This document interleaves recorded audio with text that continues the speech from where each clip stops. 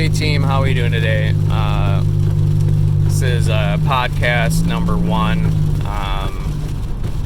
Sending out to Nick J. Here we are, podcast number 1. This is a direct podcast being sent out. Look at this bullshit here. Look at this fucking. Can you see? Because I can't. Huge poggers to you. Massive thank you. I'm driving right now. I'm going 80 miles an hour. We got podcast number 1 happening right now. Alive.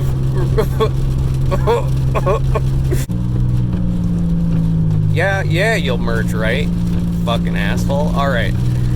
So I just want to give a shout out to my Patreon subscribers, all the people who like my videos, all the people who subscribe to my YouTube, all my Twitch viewers. Huge shout out to anybody out there who could be listening to this. One shout out I specifically want to give out to, I have many viewers, but I wanted to give one shout out specifically to Nick. Nick is a longtime fan, longtime viewer, big friend. We both exist in a hellish Discord server together, full of dystopia, full of corruption and power, and this is going to be kind of a theme of today's podcast, actually, is dystopian worlds and anarchy, that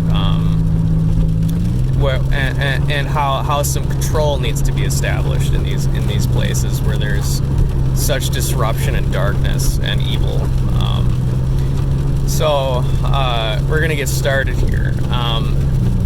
I have a twofold One Piece theory happening, and I'm just gonna tell it to you how it happened to me. Some of the concepts here are not super related, but it's how I'm envisioning just a fantasy I had about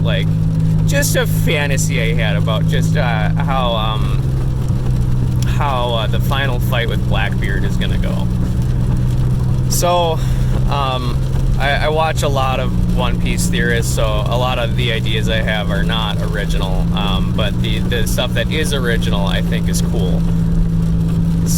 Some of these ideas are that there is this dawn of the new world that's going to happen with Luffy, and then there's this obvious militant authoritarian control of the world and deceptive spy shit going on about CP0 and the world government being very controlling. I'm not articulating this very well. If you watch One Piece, you know what I'm talking about. This doesn't need to be explained any further. It's just there is a lot of obvious evil going on in deep-seated high places in the government, and it's an obvious parallel to real world government, but also a little not too, because it's and that was my Bluetooth speaker there that made that noise. That's gonna be our sound whenever someone subscribes, that sound you just heard. So that was one of my subscribers just coming on in, so thanks very much for the subscribe, brother. So we got this militant, authoritarian, controlling, not a democracy, dictatorship going on with Im-sama and the 6 Elder Stars and the world government. There is the Void Century, which is the ancient kingdom that has been wiped away and nobody knows anything about the 400 years of that past. I am here to explain what I think the ancient kingdom is, and here's a little spoiler. I think it's going to be a foil of what the world government is today. The world government is shown as this controlling, powerful, insane perversion of order, whereas I think in the ancient kingdom it was the opposite. I think the rulers were and I cannot say this word, but it's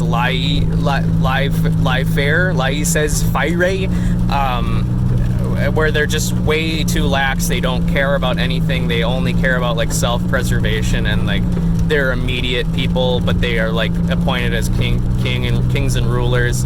They don't establish order. They don't establish anything. They don't listen to anybody. They don't care. They just like protect themselves and do whatever and let the world run amok. So it's a world of complete anarchy, which is a shadow, I think, compared of today. And you see these parallels with Akainu being this like extreme iron fist of justice, and then you see shit like Blackbeard, where you see him at first, he's kind of like Luffy, right? He wants freedom. He wants, to sail the seas and to believe in dreams and whatever. But then you see it's a perversion of that as well. It's not liberation in the sense of, escaping a regime of, horrible control issues. It's literally like taking over the world and just letting, pillaging and hate and fighting happen, and constant wars and no control whatsoever, no order. We're I think in the middle ground you see Luffy, who is, and I don't know what they're gonna call this type of person, or what Oda is gonna go on and kind of give this a direct name, but I don't know if he will. But it's not in the middle. I don't want to say he's somewhere in the middle of that. I think he's something completely different. I think he is romance. I think he is like he's freedom, which is, you get there with Blackbeard, but he's freedom in a way to where it's good-willed. So it's the message with Luffy, and I think with Joy Boy as well, is that yes, people want to be free, people want to have free will, but bad-natured anything is going to be bad. Bad-natured freedom is a thing. Bad-natured control is a thing. Bad-natured order is a thing. So I think the main thing that what is trying to be said is having a good heart, having a good soul, a good will, strong desire to be joyous, just free in the most like pure and what other non-cliche way to say it, free in the sense of being a romantic person in like the old time way of saying it, not in like literally like a sexual way and like a straight up like romantico,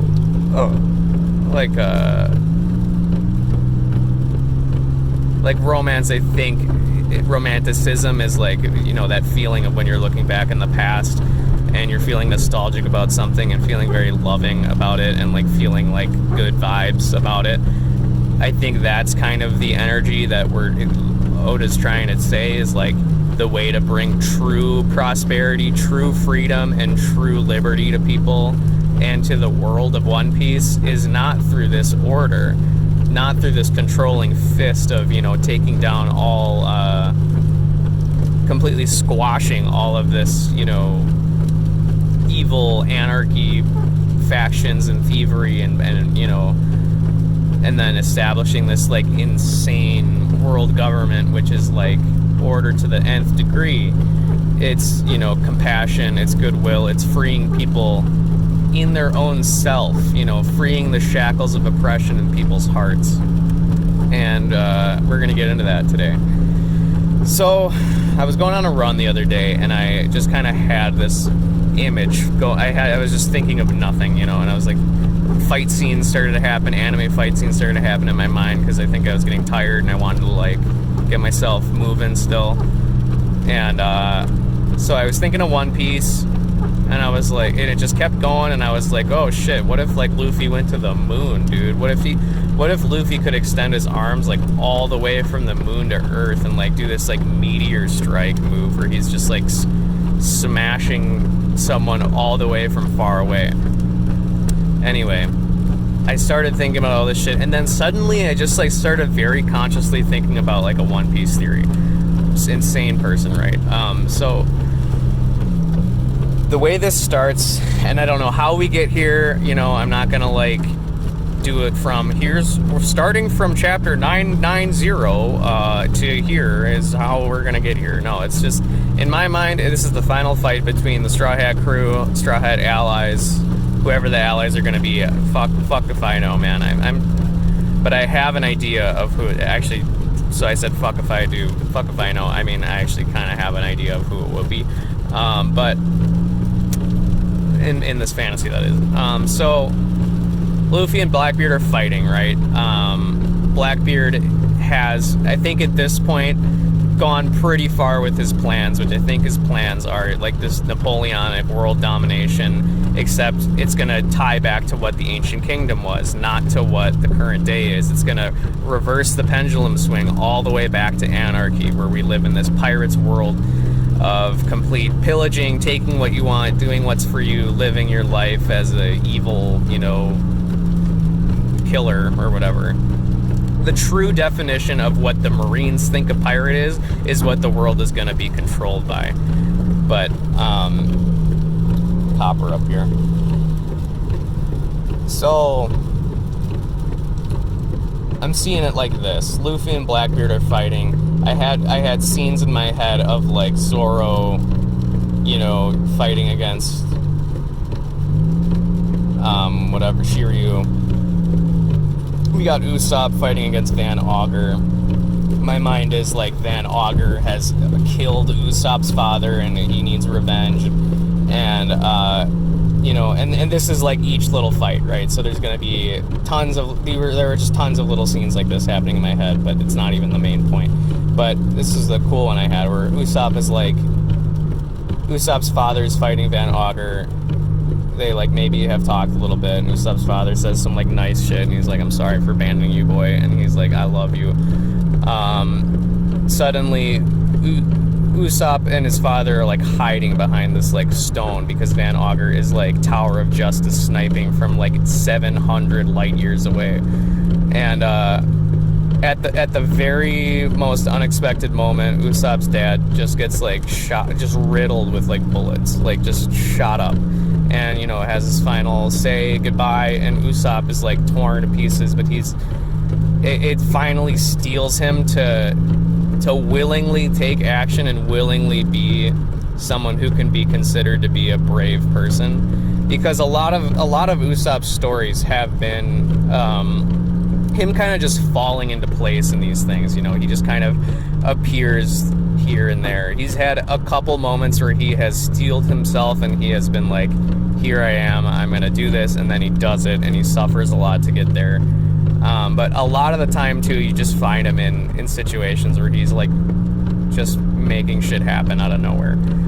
So in this one, it's like, it's going to be Usopp at his best. He's going to be calculating. He's going to be fast. He's going to be, like, strong. He's not going to waver at all. He's not going to run away. It's going to be a complete 180, like, fight badassery where he's just, like, just complete, his, like, observation hockey has unlocked, and he can, like, see Van Augur.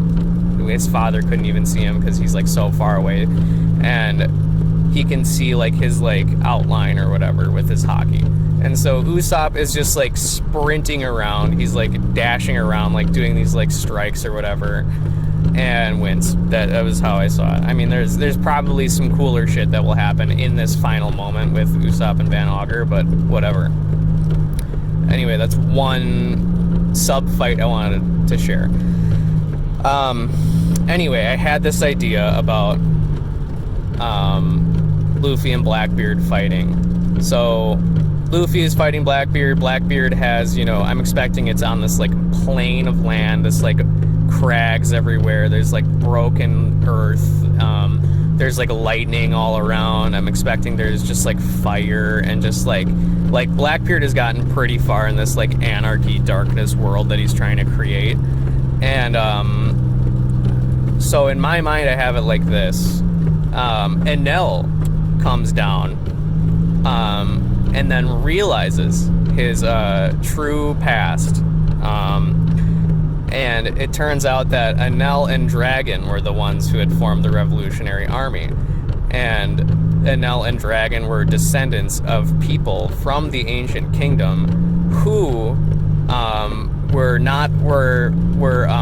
vigilantes. They were people who were helping protect civilians and townspeople against, like, thieves and pirates and people who were going supreme in the anarchistic times. But then they formed another faction because the vigilantes were starting to become, crazy, and they were starting to become the people who would eventually take over and become the world government. They were starting to be people like, we need order, we need control. And so they took a separate way and sided with Joy Boy, and they were some of Joy Boy's followers, and they were like, and these are their descendants, right? So they're the people who are like, hey, we just want to help people, we don't want to like take over the world. We want like order, we want like freedom, we want people to be good in their hearts, and we want to inspire the people to be better, and inspire the thieves and robbers and pirates and pillagers of the world to become better people, right?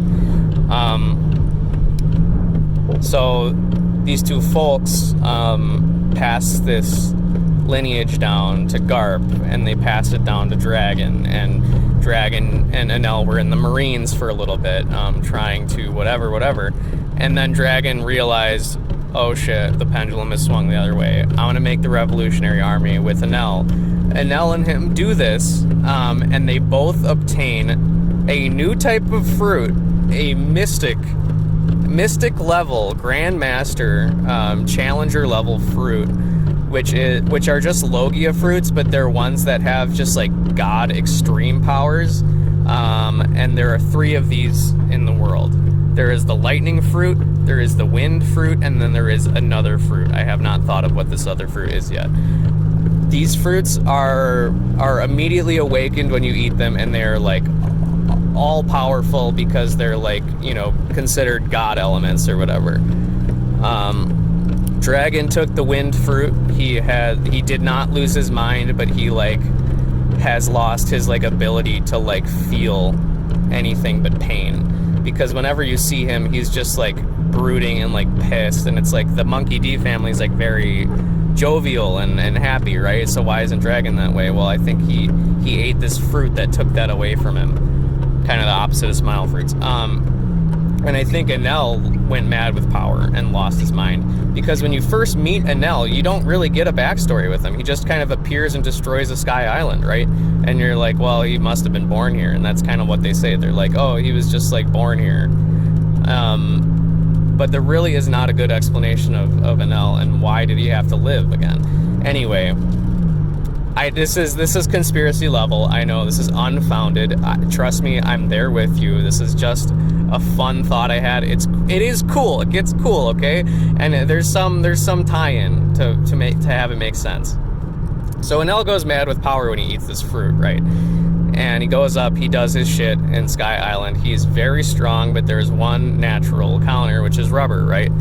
So Luffy gets extremely lucky, and of course it's, ties back in because he's the son of Dragon, and it's like, wow, Luffy maybe actually liberated Enel and brought him to his senses by beating him. And Enel, it takes him this long, but he realizes what's happening because he knows the history of the Void Sensory, he knows the history of the world. So he comes down in a massive lightning Attack on Titan type strike where, it's out of nowhere. It just like shakes the earth as he like lands, and it's him. He's there. And Luffy's like, oh, fuck. Of course this fucker appears now, right? And then he's like, Mugiwara no Luffy. I'm gonna help you. Or maybe not that. Maybe he doesn't say anything, but he just directly starts attacking Blackbeard without maybe saying anything. But then Blackbeard just puts out his hand and grabs him by the head, right? And Blackbeard is like, I knew you would come. And Blackbeard knows everything about this already somehow. He's gained knowledge in some fucking whatever, because he's Blackbeard. So he's like, this is the final fruit I wanted to absorb to take over the world. I want to become the god of destruction. And I have, the quake fruit, I have the darkness fruit, and now I want your lightning fruit. And so he's sucking them in. It's going into darkness. And out of nowhere, Sanji comes out and immediately just like stealths Luffy, gives him the raid suit or some shit. The way I had it was Sanji does something to get Luffy into the darkness without anyone noticing. So Luffy gets in there, right? It's dark. He's like going through like this weird hellish like trip experience bad mushrooms trip or whatever, where he's like seeing that he can't do anything and all of his friends are like dying around him, and he's powerless, right? He's having one of these, you know, Ace just died, I'm feeling awful moments. So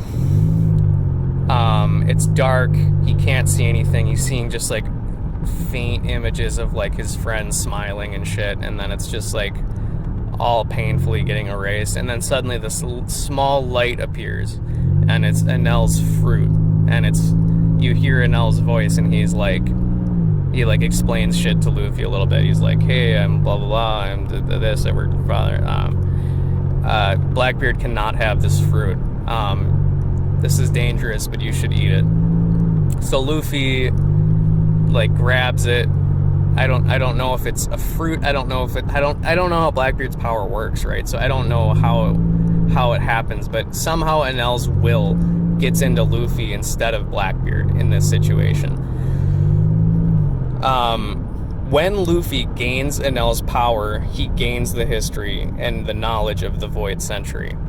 And this is where we cut to a flashback of the Void Century, and we have like a 20 chapter arc of like what the Ancient Kingdom was, what it stood for, how it ties into the current story, whatever. And then here's where I get into the Void Century, I guess, right? I mean, I kind of already went there, but there's the Ancient Kingdom. The rulers of the Ancient Kingdom are the Celestial Dragons. The current rulers of the world actually hate the Celestial Dragons. But the Celestial Dragons are so stupid, they're so incompetent and so just like aristocratic wealth dumb cucks that they don't know that they're being like subdued by the world government, because the world government just has them all in this like weird little like mental hospital, which is Marie Joy, and they're just like running around free doing whatever they want. And it's like, yeah, as if we let these guys do what they want, then we're good, because, you know, why not just kill them, right? Maybe there's some sinister thing, like I want to watch them, or I want them to be like, I want them to not reproduce, or I want them to not like be involved in the world in any way. I want them to just be like contained in this spot. And this, what I'm talking about is like what the Celestial Dragons are in the current One Piece world.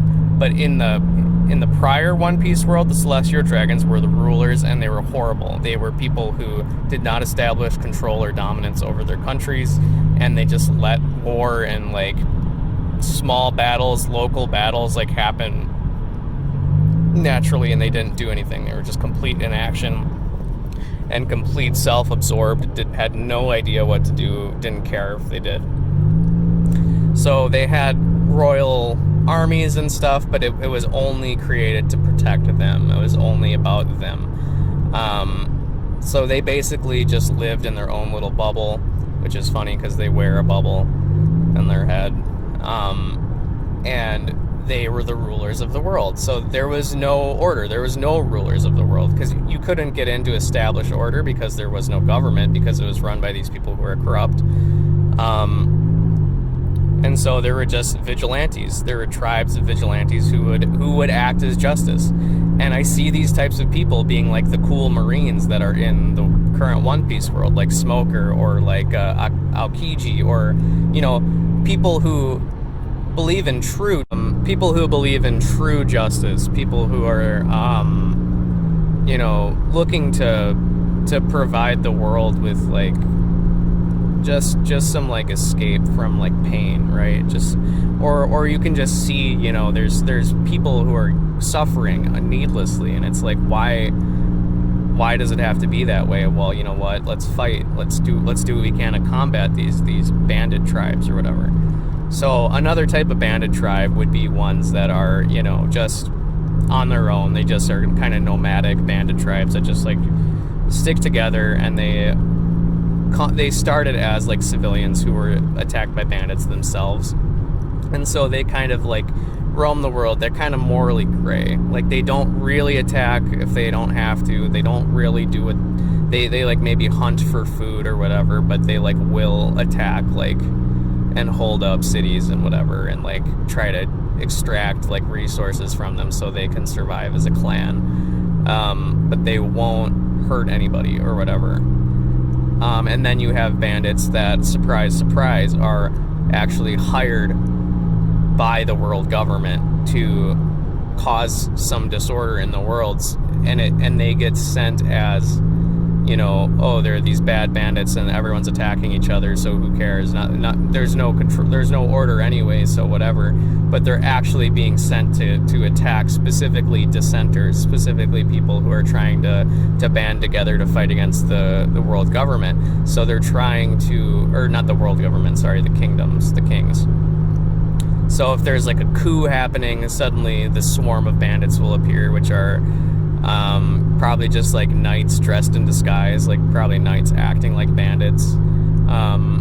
And then they'll just like pillage a city and just kill all of the leaders of the like faction that are trying to go against the government. So this is the world of the Ancient Kingdom. It's painted as this glamorous world when you think about it, but in my mind, it was this horrible, horrible place that was a complete dystopia in the opposite way it is currently. It was anarchy. But then you have this one messiah figure who is Joy Boy. And I think Joy Boy, whenever he is on screen, whenever he is in a town, whenever he does anything, he brings about, he brings about like light and joy and like peace into people's lives. And I think this world is going to be depicted as this like very old time colonial like battles happening all the time, nonstop. It's just continual like onslaught of dread, and like I'm picturing it being a very gray world, like a very like sad, poor, like just distraught society where no, like you can't even think about being happy, you just have to survive, you know? And I'm thinking as soon as Joy Boy arrives to a town, there's just like order and peace established immediately, just from his like existence and being. He's just this like almost otherworldly figure where he is just like full of just, why are you so happy? Why are you full of joy? How are you able to bring this much, you know, love and romance to people's hearts? And it's like, whenever he is around, it's kind of like how the crew is with Luffy, or like how people are when they're around Luffy. Like there's just a friendship and just joy being like strewn about. So this is the character that, you know, was supposed to bring the dawn of the world, right? He's the one who was going to not overthrow the government maybe, but maybe just talk to them, maybe like go about it in a peaceful way, I don't know. So I don't have much more than that. That's kind of just the background of the Void Century, in my opinion. I know there's going to be like characters that tie into this somehow, and two of them I think are going to be Enel and Dragon, and I think Enel and Dragon are related. So in my mind, there is like a faction of people who were like, okay, let's overthrow the government, fuck it, and then they do it, and then they take over, and then they are what the current world government is today, and they have swung the pendulum way too far. They had no interest in helping people, they had no interest in whatever, they just wanted to get revenge, or maybe like establish order in this way. Video quality may decrease because my phone is too hot. Okay, interesting.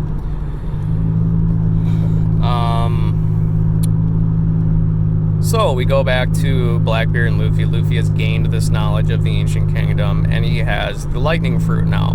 And in my mind, the lightning fruit works differently with Luffy's rubber power. He, because rubber and lightning naturally don't work well together, the lightning acts as a power up in the sense of speed. Like he can you know, twitch his muscles way faster, and he can like expel or like, you know, discharge this like lightning away from him to like get massive amounts of speed in his punches and massive amounts of speed in his jumps. So in my mind, he's just god tier fast powerful now, and he has like these like crazy speed abilities, and like I'm expecting him to like have like, it's like Super Saiyan form at this point. Like he is like insanely powerful, probably one of the most powerful people in the world at this point with this fruit. So he's fighting Blackbeard. He gains this power up. He like stands up, and at this point you don't really know what happens. And I'm imagining a lot of cool ways that this power gets revealed. Like maybe he like opens his like left eye or something, and like you just see like his like those like two small circles, and then you just don't see him, and then suddenly there's just this like thunderclap boom punch, and then Blackbeard is like launched into the sky, and then Luffy is just like blasting up, and it's not like that like zero, it's not like this like speed, it's like a blast now where it's like poof, and he's like blasting into the sky, and he's got like thunder punches now, and so he's just like, and so I have this idea that with this thunder he can now like completely, you know, use his rubber powers more, because there's like maybe some muscle shit that's happening with like the twitch stuff, and I also got way too into this thought of so there's like myelin sheaths, right? And myelin sheaths are nerve endings, parts of nerves that are fats, and they accelerate the speed at which the electricity travels through your nerves. And I'm like, well, Luffy's nerves are rubber, right? So he's got these myelin sheaths, but like the nerves are all made of rubber. And so I'm like, with this electricity ability, maybe he can like manually do some like neuron firing or whatever to like create like, you know, accelerated thought, or like, you know, accelerate his hockey or like foresight abilities or whatever, accelerate his own development. I don't know. So in my mind, he gets some new abilities. He like can electrify his like rubber and like allow it to twist more, and I'm thinking of a move called Gomu Gomu no Drill, where he, you know, puts his hand like this, and he completely like rotates his arm to like insane amounts that his rubber normally could not do without like snapping, and then he like, you know, drills into someone with it. So he fucking whatever. So he's punching Blackbeard. They get up to the moon. Luffy's beating him into the moon, and he just like then just like crashes him back down to earth. And I'm expecting like does this like bullet follow-up move where he just like completely arms behind him, legs behind him, electricity blasts back, and then like impales Blackbeard into the earth and creates this like crater. Lots of cool fight choreography ideas that I had going on. Yeah, and that's kind of all it was. You know, there was some other thoughts too about like Marine factions joining and whatever, but that's all it was really. So that's the podcast today. Thank you, Nick, for watching. Thank you to all my subscribers.